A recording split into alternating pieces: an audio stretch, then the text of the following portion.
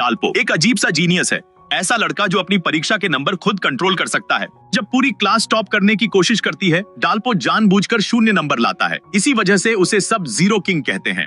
एक दिन homeroom teacher घोषणा करती है कि एक टीवी स्टेशन क्विज शो करा रहा है और इनाम है 30 लाख वॉन। पूरे स्कूल से सिर्फ एक ही छात्र चुना जाएगा। इस बार डाल्पो तय करता है कि वो अपनी असली क्षमता छुपाएगा नहीं। टेस्ट शुरू होते ही सब लिखने में लगे होते हैं और डाल्पो वो तो आराम से सो रहा होता है। आखिरी 10 मिनट में टीचर की चेतावनी सुनकर वह धीरे धीरे आंख खोलता है, नाम लिखता है और उत्तर भरना शुरू करता है। जांच के समय टीचरों के चेहरे उतर जाते हैं, ज्यादातर पेपर फेल। फिर एक 92 और एक 96 दिखाई देता है। एक टीचर कहती है, बस यहाँ रोक दो, इससे बेहतर कोई नहीं कर सकता। लेकिन तभी होमरूम टीचर का चेहरा बदल जाता है। हाथ में है एक एकदम परफेक्ट पेपर, बिना एक भी गलती का। सबके लिए झटका तब लगता है जब पता चलता है कि वह पेपर डाल्पो का है, वही जीरो किंग। खबर पूरे स्कूल में फैल जाती है। सबकी नजरें डाल्पो पर टिक जाती हैं। चैन सू, जो हमेशा टॉपर रहता है, पहली बार खुद को खतरे में महसूस करता है। वह अपने दोस्तों को इकट्ठा करता है और कहता है, अफवाह फैलाओ कि डाल्पो ने चीटिंग की है। कुछ ही घंटों में गॉसिप आग की तरह फैल जाती है। चैन सू और आगे बढ़कर इशारा करता है कि डाल्पो ने शायद टेस्ट पहले ही चुरा लिया था। पहले तो डाल्पो इन बातों को अनसुना कर देता है,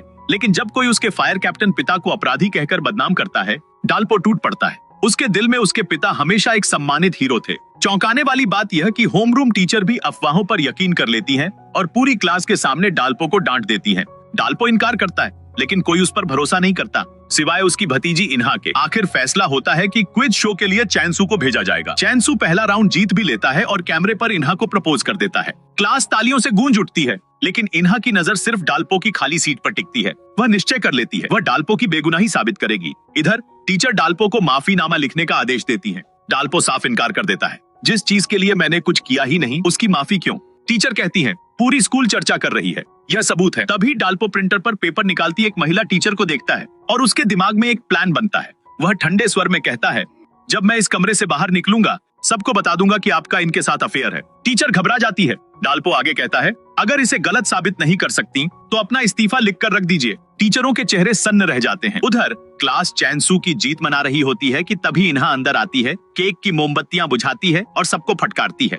वह चैन सू का प्रपोजल ठुकरा देती है और मांग करती है, सब लोग डाल्पो से माफी मांगो। चैन सू गुस्से में पूछता है, सबूत है कि उसने चीटिंग नहीं की। दोनों की बहस बढ़ जाती है और वे शर्त लगा लेते हैं, अगर इन्हा साबित कर दे तो चैन सू माफी मांगेगा और इनाम का आधा हिस्सा देगा, वरना वह इन्हा को सबके सामने 10 थप्पड़ मारेगा। अपनी भतीजी को इस हद तक लड़ते देखकर डाल्पो अंदर से हिल जाता है। वह फैसला करता है, अब वह चुप नहीं रहेगा। जब डाल्पो बाहर होता है, इन्हा उसके कमरे में सबूत तलाशती है। कॉमिक्स के ढेर में उसे एक अंग्रेजी की किताब दिखती है जिस पर लाइब्रेरी का स्टैंप लगा है। जिज्ञासा में वह लाइब्रेरी जाती है और हैरान रह जाती है।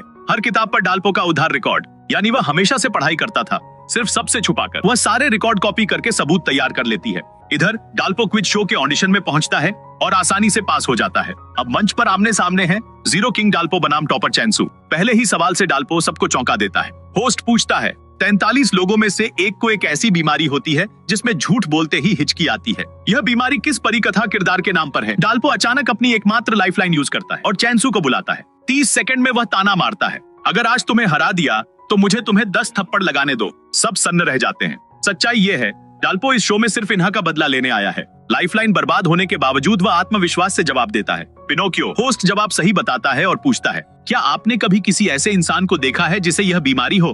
डाल्पो मुस्कुराकर कहता है, हाँ, वो बेहद खास है, बहुत बोलती है और बिना सोचे सब कुछ कह देती है। हम उसे कहते हैं लाउड माउथ विच। पूरी क्लास हंसी से फट पड़ती है, जबकि इन्हा गुस्से में बड़बड़ाती है।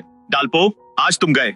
दूसरा सवाल आता है, 60 साल के राशि चक्र के अनुसार यह कौन सा वर्ष है? लेकिन यह सवाल डाल्पो की सबसे दर्दनाक याद को जगा देता है। उसे अपना असली नाम याद आता है, हामयोंग। वह और उसका बड़ा भाई जामयोंग कभी शहर के मशहूर जीनियस बच्चे थे। एक समय था जब उनका परिवार, माँ, पिता और दोनों बेटे खुशहाल जिंदगी जी रहे थे। लेकिन फिर आया वो हादसा जिसने सब कुछ बदल दिया। उनके पिता, जो फायर कैप्टन थे, एक बड़ी फैक्ट्री आग की सूचना पर टीम लेकर पहुंचे। मैनेजर ने सिर्फ 2 मजदूरों के अंदर फंसे होने की बात कही, लेकिन यह नहीं बताया कि फैक्ट्री में खतरनाक केमिकल्स का ढेर था। डाल्पो के पिता ने सच्चाई जाने बिना टीम को अंदर भेज दिया, जबकि मजदूर तो पहले ही भाग चुके थे और आग उन्हीं की गलती से लगी थी। कुछ ही देर बाद केमिकल्स धमाके से फट पड़े। सारी फायर टीम सहित 9 फायर फाइटर शहीद हो गए और आग अगले दिन तक जलती रही। बाद में मैनेजर ने झूठ बोलकर सारी गलती डाल्पो के पिता पर डाल दी कि कैप्टन ने चेतावनी के बावजूद अंदर जाने की जिद की थी। आश्चर्य ये कि 9 में से सिर्फ 8 शव मिले। तभी एक गवाह ने दावा किया कि उसने बारिश में कैप्टन को जिंदा देखा था। वह गवाह पिनोकियो सिंड्रोम से पीड़ित था, इसलिए उसकी बात बिना सोचे ही सच मान ली गई।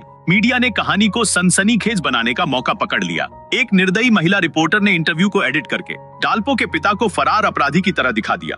गलत रिपोर्ट से जनता भड़क उठी। परिवार जहां भी जाता अपमान सहना पड़ता। दबाव इतना बढ़ गया कि डाल्पो की मां टूट गई। आखिरी बार छोटे बेटे के साथ पटाखा जलाने के बाद वह समुद्र में कूद गई। जब बड़ा भाई पहुंचा, उसे सिर्फ एक चिट्ठी और छोटे भाई का एक जूता मिला। गुस्से और दुख में वह मीडिया पर चिल्लाता रहा, पर किसी को फर्क नहीं पड़ा। किस्मत से डाल्पो को एक बुजुर्ग व्यक्ति ने बचा लिया, जिसे अल्जाइमर था। वह उसे अपना खोया बड़ा बेटा समझकर घर ले आया और अचानक डाल्पो को एक ऐसा भाई मिला जो उससे 20 साल बड़ा था और एक भतीजी इन्हा जो उसी की उम्र की थी। शुरू में चोई भाई नहीं मान रहे थे, लेकिन डाल्पो का बुजुर्ग की सेवा करने का तरीका देखकर उन्होंने उसे अपना लिया। डाल्पो ने कभी अपनी असली पहचान नहीं बताई और समय के साथ वह परिवार का हिस्सा बन गया, लेकिन किस्मत जैसे उसका साथ ही नहीं देती थी। एक दिन टीवी ठीक करते समय उसे सच्चाई पता चली कि उसके परिवार को बर्बाद करने वाली रिपोर्टर इन्हा की ही मां थी। उस दिन से डाल्पो का व्यवहार इन्हा के साथ बदल गया। वह उसे जानबूझकर चिढ़ाता था, हालांकि दोनों के दिलों में एक दूसरे के लिए एक पुराना गहरा रिश्ता बन चुका था। इसीलिए जब डाल्पो ने सुना कि इन्हा ने चैनसू से उसकी बेगुनाही पर शर्त लगा ली है,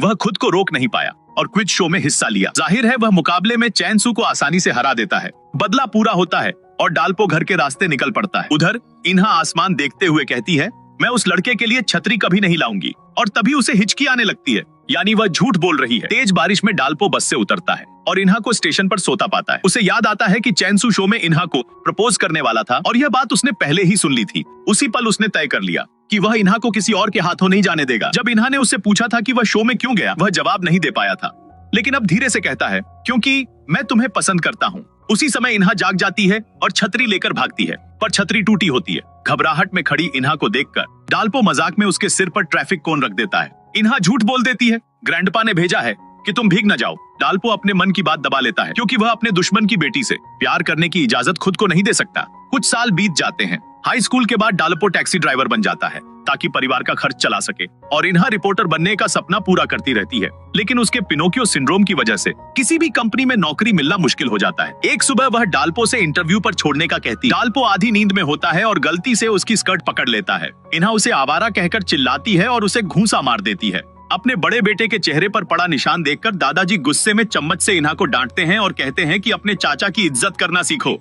जल्द ही वे इन्हा के 35वें इंटरव्यू पर पहुंचते हैं, इस बार उसी कंपनी में जहां उसकी मां काम करती है। घबराई हुई इन्हा का मन हल्का करने के लिए डाल्पो उसे 5000 वॉन का लकी बटन खरीदने को कहता है। तभी 13 साल से गायब उसकी मां का अचानक इन्हा को मैसेज आता है। इन्हा खुशी के आंसुओं में टूट जाती है और तुरंत डाल्पो को बताती है, लेकिन डाल्पो को इसमें कोई खुशी नहीं होती, क्योंकि उसका दिल अब भी उस महिला के लिए नफरत से भरा हुआ है जिसने उसका परिवार उजाड़ दिया था। कंपनी पहुंचकर इन्हा अपनी मां के पोस्टर को देखकर उम्मीद से बाहें फैलाती है, लेकिन मिलते ही उसकी सारी उम्मीद टूट जाती है। मां के चेहरे पर न कोई खुशी न अपनापन, बस ठंडा सा व्यवहार। इंटरव्यू लेने वाले तुरंत नोटिस करते हैं कि इन्हा को पिनोकियो सिंड्रोम है और सीधा कह देते हैं कि ऐसी लड़की रिपोर्टर नहीं बन सकती। इन्हा समझाती है, झूठ न बोल पाने वाला रिपोर्टर तो और भी भरोसेमंद होगा। तभी उसकी माँ मिस सॉन्ग एक टेस्ट देती है, अगर तुम अपनी हिचकी रोक पाओ तो तुम्हें नौकरी मिल जाएगी। जाहिर है इन्हा हिचकी रोक नहीं पाती। मिस सॉन्ग कहती है, रिपोर्टर को कभी कभी झूठ बोलना पड़ता है, क्योंकि कई बार सच भी झूठ पर ही टिकता है। और फिर बेरहमी से इन्हा का रिजल्ट सुना देती है, फेल। इन्हा पूरी तरह टूट जाती है। वह चेक करना चाहती है कि जो मैसेज उसे आया था वो सच में माँ ने भेजा था या नहीं, लेकिन पता चलता है कि माँ ने तो अपना नंबर ही बदल दिया है। धीरे से वह फुसफुसाती है, माँ मुझे आपकी याद आती है। जवाब में मिस सॉन्ग बस औपचारिक सा आलिंगन देती हैं और कहती हैं, मुझे तुम्हें याद करने का समय ही नहीं मिला। इन्हा का दिल पूरी तरह बिखर जाता है। वह उसी नंबर पर कॉल करती है जिसने उसे संदेश भेजा था। गुस्से में पूछती है, मेरे मैसेज चुराकर तुम मुझे इतना कमजोर क्यों महसूस करवाते हो? उधर सिर्फ खामोशी, लेकिन कॉल कटने के बाद वही व्यक्ति बार बार कहता रहता है, मुझे माफ करना। इधर डाल्पो सड़क किनारे बेचैनी से इंतजार कर रहा है। तभी वह इन्हा को आंसुओं में भीगते हुए बाहर भागते देखता है। वह उसे कॉल करता है, पर इन्हा फोन नहीं उठाती और मैसेज करती है, मैं माँ के साथ हूँ, बात नहीं कर सकती। डाल्पो उसकी झूठ को पहचानता है, लेकिन उसे शर्मिंदा न करने के लिए सच को नजरअंदाज कर देता है। थोड़ी देर के बाद डाल्पो का मन नहीं मानता, वह वापस लौट जाता है, लेकिन इन्हा वहाँ से जा चुकी होती है। आगे जाकर वह मिस सॉन्ग को टैक्सी बुलाते हुए देखता है। उसी क्षण उसका दिल गुस्से से भर उठता है, पर इन्हा की खातिर वह खुद को रोक लेता है। वह मिस सॉन्ग से पूछता है, आप अपनी बेटी के साथ इतना सख्त व्यवहार क्यों करती हैं? मिस सॉन्ग बेपरवाही से कहती हैं, उसे समझाओ कि ऐसे सपनों का कोई भविष्य नहीं होता। उधर इन्हा घर जाकर अपनी सारी पत्रकारिता की की किताबें समेटती है और उन्हें जलाने की सोचती है। घर लौटते समय दादाजी बताते हैं कि इन्हा सूटकेस लेकर कहीं निकल गई है। डाल्पो घबराहट में भागता है। छत से इन्हा के एडमिशन टिकट के टुकड़े गिरते हैं। वह तेजी से ऊपर दौड़ता है और हिचकी की आवाज सुनते ही उसे चैन आता है। इन्हा को देखकर वह धीरे से कहता है, मुझे आज सब पता है, जो कुछ भी तुम्हारे साथ हुआ। इन्हा शर्मिंदा होकर रो पड़ती है। वह जानती है कि डाल्पो ने अपने सपनों की कुर्बानी देकर हमेशा उसका साथ दिया है और फिर भी वह हर बार असफल हो रही है। वह कहती है, मैं हार गई हूँ, मैं अब और बोझ नहीं बनना चाहती। लेकिन उसकी हिचकियां बता देती हैं कि वह झूठ बोल रही है। अंत में वह टूटकर कहती है, मैं छोड़ना नहीं चाहती, पर क्या करूं। अचानक डाल्पो उसका हाथ पकड़कर कहता है, तो फिर चलो हम दोनों रिपोर्टर बनते हैं, साथ मिलकर लड़ेंगे और सच्चाई को सच में सच साबित करेंगे। इसके बाद आने वाले महीनों में डाल्पो दिन रात पढ़ाई करता है। इन्हा के साथ इंटरव्यू की तैयारी करता है। दादाजी को चिंता न हो इसलिए उनसे छुपता रहता है, लेकिन बुजुर्ग पिता सब समझ चुके होते हैं। एक दिन वह उत्साह से डाल्पो को नाई की दुकान ले जाते हैं, स्टाइलिश हेयर कट चुनते हैं, फिर उसके लिए एक बढ़िया सूट खरीदते हैं। तैयार होकर जब डाल्पो बाहर आता है, दादाजी की आंखों में गर्व चमकने लगता है। अरे ये कौन है? डाल्पो आईने में खुद को देखकर असहज हो जाता है। वह अब उस बूढ़े का भोला बेटा नहीं दिखता। तभी दादाजी सच बता देते हैं, मुझे हमेशा पता था कि तुम मेरे असली बेटे नहीं हो, पर मैं तुम्हें खोना नहीं चाहता था। फिर वह गंभीर आवाज में कहते हैं, अब मेरी चिंता मत करो, जाओ अपनी जिंदगी जियो। डाल्पो आंसू रोक नहीं पाता, आप हमेशा मेरे पिता रहेंगे। घर पहुंचने पर चोई उसे पहचान नहीं पाता और पूछता है, पिताजी ये मेहमान कौन है? दादाजी मुस्कुराते हुए कहते हैं, ये तुम्हारे बड़े भाई हैं। जैसे ही डाल्पो घर में दाखिल होता है, बाहर आती इन्हा उत्साहित होकर कहती है, मेरे अंकल आज तो कमाल लग रहे हैं। बूढ़े पिता गर्व से मुस्कुराते हैं। डाल्पो की स्मार्टनेस और अच्छी शक्ल हमारी फैमिली से ही मिली है। चोई अपनी बेटी को इतने प्रभावित होते देखकर चौंक जाता है। कल तक तो वह उसे सबसे प्यारी और सुंदर गर्ल कह रहा था, लेकिन आज डाल्पो को देखकर उसे लगता है कि उसकी बेटी तो उसके लायक ही नहीं। वह तुरंत उसे डांटता है, ये पुराने कपड़े फेंक दो। इन्हा गुस्से में याद दिलाती है, आपने ही कहा था मैं मिस कोरिया से भी सुंदर हूँ। चोई फौरन बहाना बनाता है, अरे मैं नशे में था। वह चेतावनी देता है, ऐसे व्यवहार करोगी तो डाल्पो सोचेगा कि तुम बहुत आसान हो। इन्हा झुंझला कर कहती है, ये सब नामुमकिन है। डाल्पो ने मुझे कभी लड़की की तरह नहीं देखा और मैंने भी उसे कभी लड़के की तरह नहीं। कमरे के बाहर खड़ा डाल्पो यह सुनकर रुक जाता है, लेकिन उसके बाद की बात सुन नहीं पाता। अंदर इन्हा अपने पिता से कह रही होती है, डाल्पो को हल्के में मत लेना। उसकी शक्ल, उसकी सोच और उसकी स्किल्स सब टॉप 1% में आती हैं। ये कहते हुए वह धड़कते दिल के साथ अपने कमरे में चली जाती है। कुछ दिनों बाद रिपोर्टर की भर्ती शुरू होती है। डाल्पो सिर्फ 1 महीने में 3 साल का सिलेबस पूरा कर लेता है और लिखित परीक्षा पास कर लेता है। वह इन्हा को उसके 36वें इंटरव्यू तक लेकर आता है। वहीं उसकी मुलाकात होती है अपने सबसे बड़े प्रतिद्वंद्वी सीओ से। असल में सीओ ही वह इंसान है जो 13 साल तक गलती से इन्हा को टेक्स्ट करता रहा। वह उसकी माँ का पुराना नंबर इस्तेमाल कर रहा था और इन्हा समझती रही कि वह उसकी माँ है। समय के साथ सीओ को इस लड़की से लगाव हो गया, पर उसने अपनी असल पहचान एक अमीर घराने के वारिस छुपा ली ताकि वह उसके और करीब आ सके। पहला इंटरव्यू शुरू होता है। तीनों एक ही ग्रुप में हैं। डाल्पो नोटिस करता है कि सीओ लगातार इन्हा को देख रहा है, तो वह मजाक में कहता है, दोस्त तुम्हारी नाक बह रही है। वीडियो रिपोर्टिंग टेस्ट में डाल्पो सबसे पहले नंबर पर है, जो कि सबसे मुश्किल पोजीशन है। वह बिना तड़का लगाए सच बताता है। बाकी 2 प्रतियोगी उसके रिपोर्ट में मसाला जोड़कर उसे और रोचक बनाते हैं। इन्हा की बारी आती है। वह भी डाल्पो की तरह बिल्कुल सच बोलती है। इंटरव्यूअर पूछता है, तुमने दूसरों जैसा क्यों नहीं बोला? इन्हा सच बताने ही वाली होती है कि उसे पिनोकियो सिंड्रोम है, लेकिन डाल्पो और सीओ दोनों उसे रोकते हैं। एक रिपोर्टर का काम है सच को प्राथमिकता देना, न कि उसे सजाना। पहला राउंड खत्म होता है और इन्हा सोचती है कि वह फिर फेल हो गई। वह खुद को डाल्पो के लिए बोझ महसूस करती है, लेकिन डाल्पो उसे दिलासा देता है, चाहे जो भी हो मैं तुम्हारे साथ रहना चाहता हूँ। सीओ इस नजदीकी से जल उठता है। उसी बीच रिजल्ट आता है, दोनों पास। घर में खुशी फैल जाती है,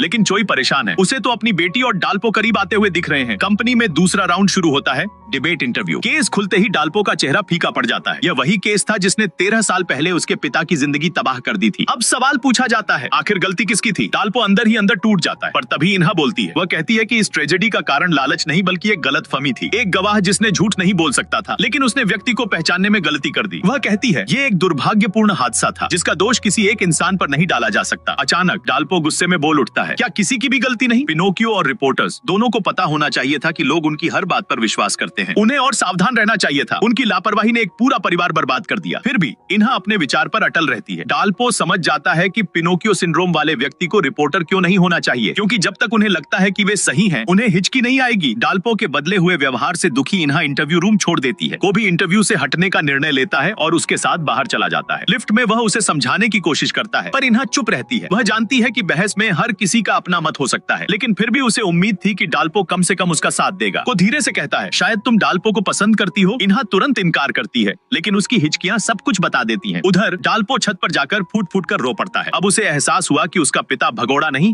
बल्कि असली हीरो था। खुद को संभालकर वह पुलिस स्टेशन पहुंचता है, लेकिन पता चलता है कि उसके पिता के अवशेष पहले ही कोई ले जा चुका है। दूसरी ओर बड़ा भाई जेओंग अपने पिता का अंतिम संस्कार पूरा कर चुका है। वह अब अकेला महसूस करता है और सूने दिल में सिर्फ बदले की आग बची है। वह तय करता है कि जिन लोगों ने उसके परिवार को तबाह किया, उन्हें वह एक एक कर सजा देगा। उसका पहला निशाना वही फैक्ट्री मैनेजर होता है जिसने सारी गलती डाल्पो के पिता पर थोपी थी। जेओंग चालाकी से उसका वॉलेट चुरा लेता है और उसे एक सुनसान जगह बुलाता है। मैनेजर कुछ समझ नहीं पाता और सीधे फंस जाता है। जयोंग निर्दयता से जाल बंद कर देता है। मैनेजर कितनी भी मिन्नतें करे, जयोंग का दिल नहीं पिघलता। वह उन 2 मजदूरों को भी सजा देता है जिनकी गलती से आग लगी थी और सबका दोष मैनेजर पर डाल देता है ताकि दुनिया उसे उसी तरह याद करे जैसे उसके पिता को गलत तौर पर दोषी ठहराया गया था। इधर इन्हा अपने पिता की सलाह पर एक कन्वीनियंस स्टोर में काम कर रही है। वह रोते हुए एक ग्राहक से कहती है, अंकल डाल्पो तो 1 महीने में पास हो गए और मैं 3 साल से मेहनत कर रही हूँ, फिर भी असफल। तभी सीओ आता है जो उसे पसंद करता है और डाल्पो को उसका असली अंकल समझकर उसे दिलासा देता है। रात में डाल्पो अपने पहले दिन की नौकरी के बारे में परिवार से बातें करता है। इन्हा दिखाती है कि उसे कोई फर्क नहीं पड़ता, लेकिन मन ही मन उसे बुरा लगता है कि डाल्पो भी उसे रिपोर्टर के लायक नहीं मानता। गुस्से में वह उसका टूथब्रश टॉयलेट में डुबो देती है, लेकिन जैसे ही डाल्पो उसे उठाता है उसे खुद ही शर्म आ जाती है और वह टूथब्रश फेंक देती है, बिना संतोष के, सिर्फ पछतावे के साथ। अगले दिन स्टोर में सीओ फिर आता है। तभी इन्हा की माँ भी आती है और उसे नौकरी का प्रस्ताव देती है। वास्तव में उनकी कंपनी एक विश्वसनीयता संकट से जूझ रही है और वह इन्हा के पिनोकियो सिंड्रोम का इस्तेमाल पब्लिसिटी के लिए करना चाहती है। इन्हा तुरंत मना कर देती है, लेकिन उसकी माँ कहती है, इस फील्ड में सिद्धांत और अहंकार बेकार हैं, बस मौके पकड़ो। इन्हा कार्ड लेकर उलझन में पड़ जाती है। आखिर रिपोर्टर बनना उसी का सपना था। शाम को लिफ्ट में डाल्पो मिलता है और इन्हा उसे रूफटॉप पर बात करने के लिए बुलाती है। वह स्वीकार करती है कि जिस दिन उसने कहा कि वह डाल्पो को पसंद नहीं करती, तब से हिचकियां रुक ही नहीं रही। डाल्पो चौंक जाता है और परेशान भी। वह जानता है कि वह इन्हा से प्यार करता है, लेकिन वह उसकी दुश्मन की बेटी है। इन्हा भी जानती है कि उनका रिश्ता संभव नहीं। सबकी नजर में डाल्पो उसका अंकल है। वह वादा करती है, मैं कोशिश करूंगी कि किसी और को पसंद करूं और इन भावनाओं को भूल जाऊं। डाल्पो का दिल टूटता है, लेकिन वह उसे रोक नहीं पाता। कुछ देर सोचने के बाद इन्हा अपनी माँ को फोन करके नौकरी स्वीकार कर लेती है। उधर सीओ भी उसी कंपनी में भर्ती हो जाता है, सिर्फ इन्हा के लिए। इस तरह इन्हा रिपोर्टर बन जाती है और डाल्पो उसका सबसे बड़ा प्रतिद्वंद्वी। घर पहुंचकर डाल्पो देखता है कि दादाजी ने खास डिनर बनाया है, लेकिन जैसे ही वह बीफ ट्राइब देखता है, उसे पोस्टमार्टम की छवियां याद आ जाती हैं और वह बाथरूम भागकर उल्टी कर देता है। परिवार घबरा जाता है। कमरे में लौटकर वह देखता है इन्हा ने उसके लिए दवा रखी है। फिर उसके पिता भी दवा लेकर आते हैं और उसी समय छोटा भाई भी दवा लेकर कमरे में प्रवेश करता है। टेबल पर रखी 3 दवाइयों को देखकर डाल्पो का दिल गर्माहट से भर जाता है। कुछ ही देर बाद टीम लीडर इन्हा और सीओ को पुलिस स्टेशन रिपोर्टिंग असाइनमेंट पर भेजता है, कहते हुए, जल्दी करो क्योंकि आज तुम्हारे प्रतिस्पर्धी भी वहीं पहुंच चुके हैं। जैसे ही दोनों नए रिपोर्टर पुलिस स्टेशन पहुंचते हैं, पता चलता है कि वहां पहले से ही डाल्पो और युन मौजूद हैं। स्टेशन के बाहर इंतजार कर रहे रिपोर्टरों की थकान देखकर डाल्पो तुरंत समझ जाता है कि यहाँ मुकाबला कितना सख्त है। तभी उसकी मुलाकात होती है बचपन के दोस्त चांसू से, जो अब पुलिस अफसर है। थोड़ी देर बाद इन्हा भी स्टेशन पहुंचती है। चांसू उन्हें रिपोर्टर्स लाउंज दिखाने ले जाता है, लेकिन जैसे ही दरवाजा खुलता है सब हैरान रह जाते हैं। कमरा बेहद गंदा और खराब हालत में है। इंटर्न रिपोर्टर बार बार पुलिस से सुराग लेने की कोशिश करते हैं, लेकिन कोई भी केस की जानकारी देने को तैयार नहीं। उल्टा उन्हें बार बार बाहर निकाल दिया जाता है। दूसरी तरफ चालाक डाल्पो जल्दी ही एक कॉप से अच्छा संबंध बनाकर छोटे मोटे सुराग जुटाने लगता है। इन्हा हिम्मत नहीं छोड़ती और अपने पुराने दोस्त चांसू से मदद मांगती है। वह उसे एक मामूली सा केस बताता है, एक महिला की व्यायाम करते समय अचानक मौत। इन्हा को लगता है कि यह खबर उसके लिए एक मौका है, लेकिन उधर युन चालाकी दिखाते हुए स्टेथोस्कोप ट्रिक से वही जानकारी चुरा लेती है। दोनों टीमें तुरंत अलग अलग जगह जाती हैं, कुछ लोग जिम की तरफ और कुछ अस्पताल की ओर। पूरे दिन भागदौड़ करने के बावजूद कोई ठोस जानकारी हाथ नहीं लगती। शाम तक सभी को पता चलता है कि जिस महिला की मौत हुई वह अक्सर अपने रूप को लेकर परेशान रहती थी और उसके पति ने भी उसे छोड़ दिया था। युन तुरंत खबर चला देती है कि वह जलन में वजन कम कर रही थी, लेकिन डाल्पो के मन में शक जागता है। उसे याद आता है कि इन्हा ने उसे चेतावनी दी थी, जो दिखाई देता है वह हमेशा सच नहीं होता। वह सीधे महिला के घर जाता है और परिवार से सच जानता है। वह महिला अपनी बेटी को बचाने के लिए अपना लीवर दान करना चाहती थी, लेकिन ऑपरेशन से पहले उसे 30 किलो वजन कम करना था। इसी जल्दबाजी में उसने ज्यादा मेहनत कर दी और दुखद घटना हो गई। देर हो चुकी थी। वही अधूरी और गलत खबर टीवी पर चल चुकी थी। बेटी रोते हुए कहती है, ये सब झूठ है। इसी बीच मिस सोंग सच के साथ लाइव हो जाती हैं। इन्हा ने सही समय पर असली जानकारी पहुंचाई थी और मिस सोंग ने उसी का इस्तेमाल किया। इस एक रिपोर्ट से डाल्पो की कंपनी की साख गिर जाती है। डाल्पो शर्म, पछतावे और गुस्से में कंपनी से गायब हो जाता है। उसे वही कमरा याद आता है जहां उसने इन्हा पर तंज कसा था कि वह सावधान नहीं है। आज वही गलती वह खुद कर चुका है और एक परिवार को दर्द दिया है। घर जाकर वह अपने पिता से कहता है कि रिपोर्टर बनना बुरा फैसला था, कम पैसे, ज्यादा डांट और हर दिन तनाव। वह नौकरी छोड़ने की बात करता है, लेकिन बूढ़ा पिता तुरंत समझ जाता है और कहता है, भागना आसान है, लेकिन क्या तुम वाकई इससे डर नहीं रहे? डाल्पो को बातें चुप जाती हैं। रात को वह अपने फोन पर इन्हा के मिस्ड कॉल देखता है और वह वादा याद करता है, एक साथ रिपोर्टर बनेंगे। अगली सुबह वह हिम्मत जुटाकर ऑफिस वापस जाता है। उसे लगता है कि टीम लीडर उसे खूब डांटेंगे, लेकिन उल्टा लीडर कहते हैं, ये गलती मैं भी कर चुका हूँ, इसे सीख समझकर आगे बढ़ो। डाल्पो फिर से काम में जुट जाता है। पुलिस स्टेशन में इन्हा एक नए केस आगजनी के बारे में जानकारी जुटाने की कोशिश कर रही होती है। तभी डाल्पो डाल्पो वहाँ पहुँचता है और इन्हा घबराकर डगमगा जाती है। वह उससे बात नहीं करना चाहती और सेयो उसे सहारा देकर ले जाता है। डाल्पो उसे जाते हुए देखता रह जाता है। तभी एक नया सुराग सामने आता है। आगजनी का मुख्य संदिग्ध वही फैक्ट्री मैनेजर है जिसने डाल्पो के पिता पर पुराना आरोप लगाया था। कॉल रिकॉर्ड देखते समय डाल्पो को एक परिचित नंबर दिखता है, एक ऐसे बूढ़े आदमी का जिसकी गाड़ी को कभी उसने ठीक कराने में मदद की थी। डाल्पो उसे मिलने जाता है, लेकिन जैसे ही वह आदमी पास आता है, डाल्पो का चेहरा हैरानी से जम जाता है। वह कोई और नहीं, उसका वर्षों से बिछड़ा हुआ बड़ा भाई था। जब वह आदमी अपना नाम जायोंग बताता है, तभी डाल्पो समझ जाता है वह कोई और नहीं, उसका बिछड़ा हुआ बड़ा भाई ही है। लेकिन तुरंत एक खौफनाक ख्याल उसके दिमाग में आता है। आगजनी केस के जिन 3 लोगों ने उसके पिता पर झूठा इल्जाम लगाया था, वो तीनों एक एक करके रहस्यमयी तरीके से गायब हो चुके हैं। डाल्पो को शक होने लगता है कि शायद उसका भाई किसी खतरनाक रास्ते पर चल पड़ा है। इसी वजह से वह अपनी पहचान छुपा लेता है। तभी अचानक पुलिस वहां पहुंच जाती है। डाल्पो जल्दी से जायोन को खींचकर दूर ले जाता है, लेकिन चांसू उन्हें दूर से देख लेता है। बाद में दोनों एक छोटे से ढाबे में बैठते हैं। डाल्पो ट्रक के नुकसान के पैसे देना चाहता है, मगर जायोंग मुस्कुराकर मना कर देता है। ये तो किस्मत थी, हम दोस्त बन सकते हैं। जाने से पहले वह यह भी नोटिस करता है कि डाल्पो बिल्कुल उसके छोटे भाई जैसा दिखता है। डाल्पो खुद को रोक नहीं पाता और पूछ बैठता है, क्या मैं आपको अपने बड़े भाई की तरह मान सकता हूँ? जायोंग खुशी से हाँ करता है। डाल्पो मन की तड़प से टैक्सी लेकर उसका पीछा करता है, यह देखने के लिए कि वह कैसे रहता है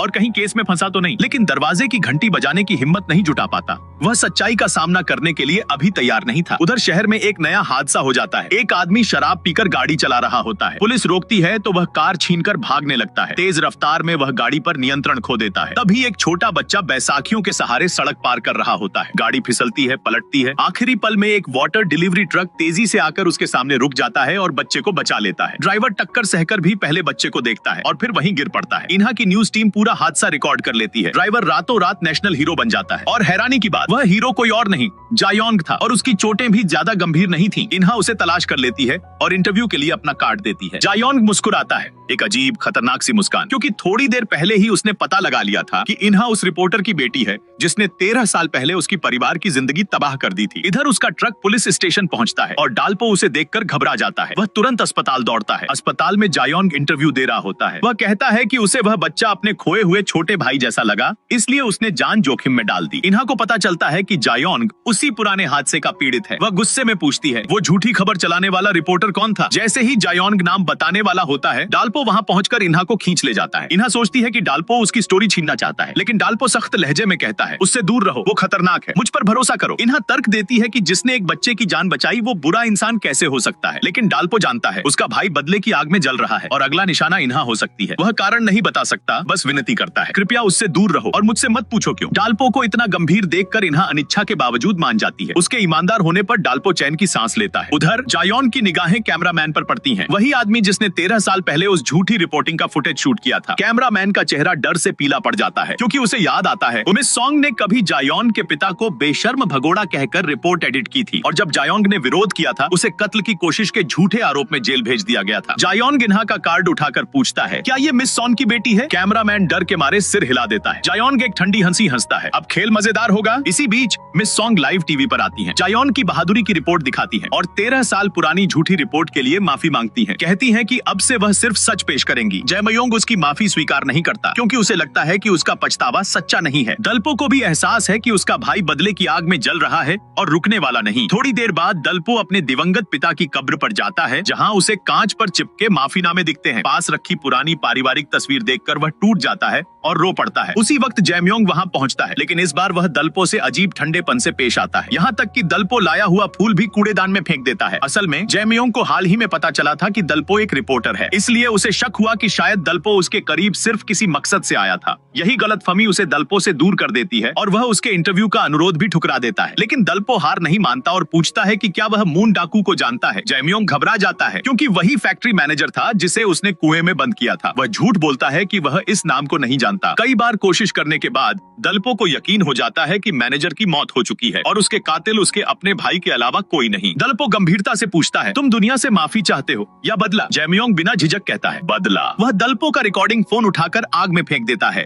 लेकिन दल्पो शांत रहता है, क्योंकि असली रिकॉर्डर उसके टाई क्लिप में छिपा होता है। फिर भी दल्पो पुलिस को रिकॉर्डिंग देने का इरादा नहीं रखता। वह सच को दफनाना चाहता है ताकि उसका भाई और ज्यादा न टूटे। इधर कैमरामैन इन्हा को 13 साल पुरानी जयमयोंग की इंटरव्यू फुटेज दिखाता है। इन्हा यह देखकर स्तब्ध रह जाती है कि उसी की मां उस रिपोर्टर थी जिसने जयमयोंग के परिवार को बर्बाद कर दिया था। उसकी नजरों में माँ की जो छवि थी एक झटके में ध्वस्त हो जाती है। उसी वीडियो में इन्हा एक जूता देखती है। कैमरामैन बताता है कि वह जैमयोंग के छोटे भाई का है। तब इन्हा को याद आता है कि बिल्कुल वही जूता दलपो के पास भी था। वह तुरंत घर जाकर दादा से पूछती है और दादा बताते हैं कि उन्होंने सालों पहले दलपो को उसी जूते के सहारे समुद्र से बचाया था। अब इन्हा सब समझ जाती है क्यों दलपो बचपन में उससे अचानक दूर हो गया, क्यों उसने हमेशा उसे रिपोर्टर बनने से रोका और वह बहस के दौरान इतना गुस्सा क्यों हुआ। उसके दिल में दलपो के लिए दर्द भर जाता है। वह दलपो के पास जाती है और धीमे से पूछती है, क्या तुम्हारा असली नाम की हामयोंग है? दलपो चौंक जाता है। इन्हा रोते हुए बार बार माफी मांगती है। बाद में वह पूरी कहानी जान लेती है और समझ जाती है कि उसके परिवार ने दलपो की जिंदगी पर कितना भारी असर डाला है। वह फैसला करती है कि अब वह खामोश नहीं रहेगी। थोड़े दिन बाद उसकी माँ मिस सॉन्ग एक पब्लिक लेक्चर ले रही होती है। Q&A में इन्हा खड़ी होकर पूछती है, क्या कभी उन्होंने अपने प्रभाव के चलते सच्चाई को नजरअंदाज किया? मिस सॉन्ग इनकार करती हैं, लेकिन इन्हा का हिचकी आना इस बात का सबूत है कि वह सच नहीं बोल रही। इन्हा सबके सामने 13 साल पुरानी घटना याद दिलाती है, कैसे उनकी माँ ने तथ्यों को नजरअंदाज किया था और एक ईमानदार फायर कैप्टन को गलत ढंग से पेश कर दिया था,